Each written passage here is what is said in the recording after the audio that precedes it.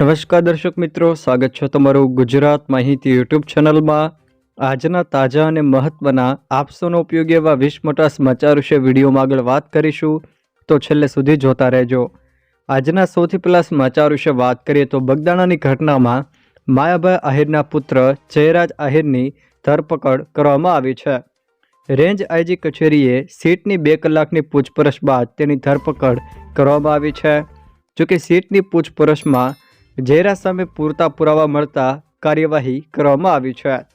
જયરાજના કહેવાથી હુમલો થયાનો નવનીત બાલદિયાનો આક્ષેપ હતો। જોકે સીટે જયરાજ આહિરને આજે કોર્ટમાં પણ રજૂ કરી શકે છે। જયરાજ આહિરની ધરપકડ બાદ સીટે રાત્રે મેડિકલ ચેકઅપ પણ કરાવ્યું હતું। જોકે જયરાજ આહિરની ધરપકડ બાદ પરસોત્તમભાઈ સોલંકીનું પણ મહત્વનું નિવેદન સામે આવ્યું છે, જેમાં તેમણે કીધું છે કે નવનીત સાથે જે બનાવ બન્યો તેમાં સરકારના લોકોએ અને સમાજના આગેવાનોએ જે રીતે મહેનત કરી છે તેના માટે સૌનો આભાર। આવા દિવસો કોઈના પણ આવે તો નવનીત માટે સૌએ મહેનત કરી એવી જ મહેનત કરવી।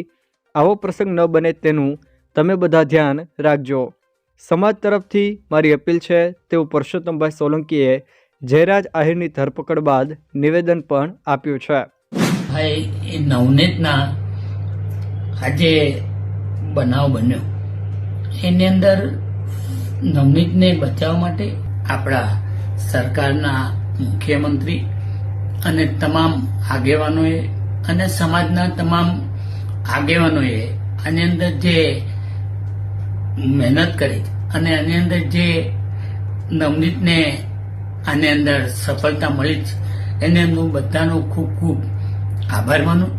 અને ભગવાન ન કરે પણ આવા દિવસો કોઈના બી આવે તો હમણાં જે નવનીત માટે જે તમામ બધાએ મહેનત કરી એવી રીતે બધા મહેનત કરી અને આવો કોઈ દિવસ આવો પ્રસંગ ન બને એની માટે તમે બધા ધ્યાન રાખજો એવી એક પરસોત્તમ સોલંકી તરફથી અને સમાજ તરફથી બધાને મારી નમ્ર અપીલ।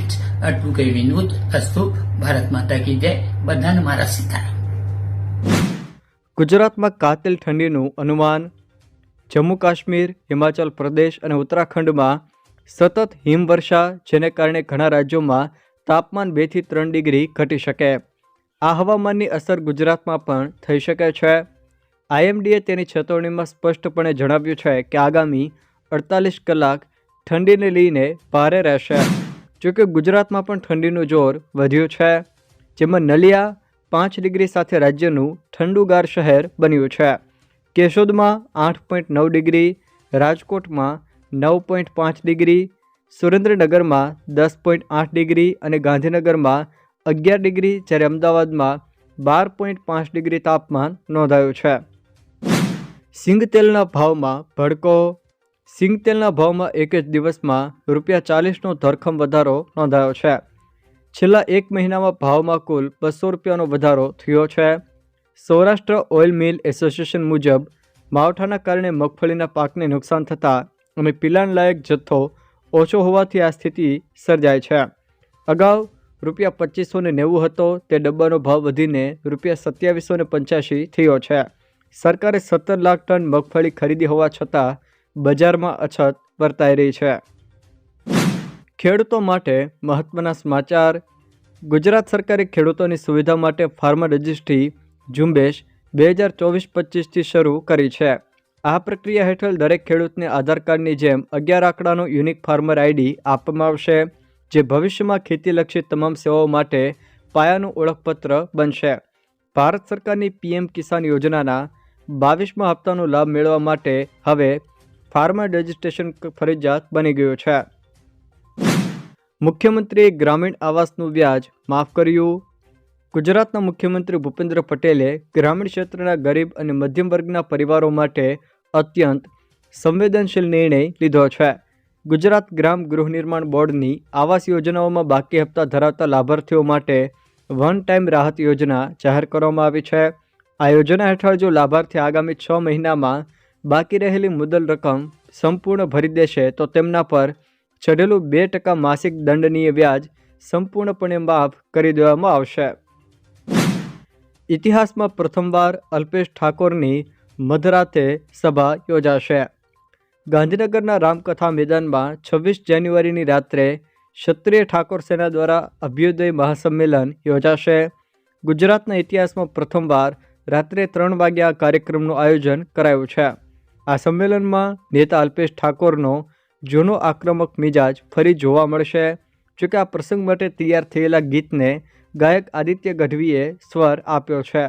આ કાર્યક્રમથી અલ્પેશ ઠાકોર પોતાની રાજકીય તાકાત બતાવશે। પરેશ ગોસ્વામીની વરસાદ અને ઠંડીને લઈને મહત્વની આગાહી। 25 જાન્યુઆરીની મોડી રાત સુધી પવન રહેશે તેવું પરેશ ગોસ્વામીએ જણાવ્યું છે। જ્યારે 26 જાન્યુઆરીથી પવનની ગતિ ઘટીને 12 થી 14 કિલોમીટર પ્રતિ કલાકની થઈ જશે।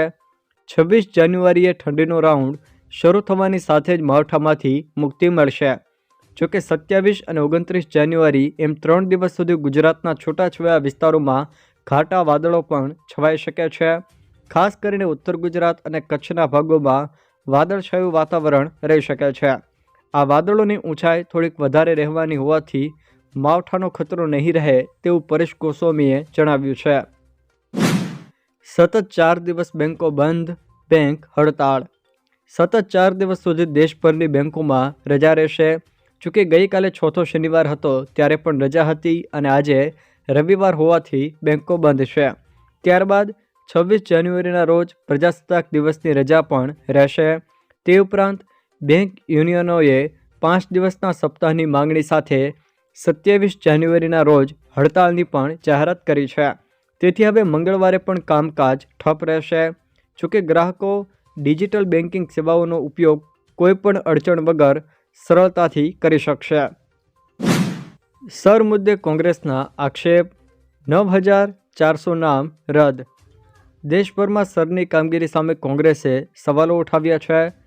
ગુજરાતના ગીર સોમનાથ જિલ્લાના વેરાવળમાં મતદાર યાદીમાંથી નામ રદ કરવાની પ્રક્રિયા સામે કોંગ્રેસના ધારાસભ્ય વિમલ ચુડાસમાએ ગંભીર આક્ષેપો કર્યા છે। તેમણે ચોક્કસ જ્ઞાતિ અને પક્ષના સમર્થકોને નિશાન બનાવ્યાનો આરોપ લગાવીને તટસ્થ તપાસની માંગણી કરી છે।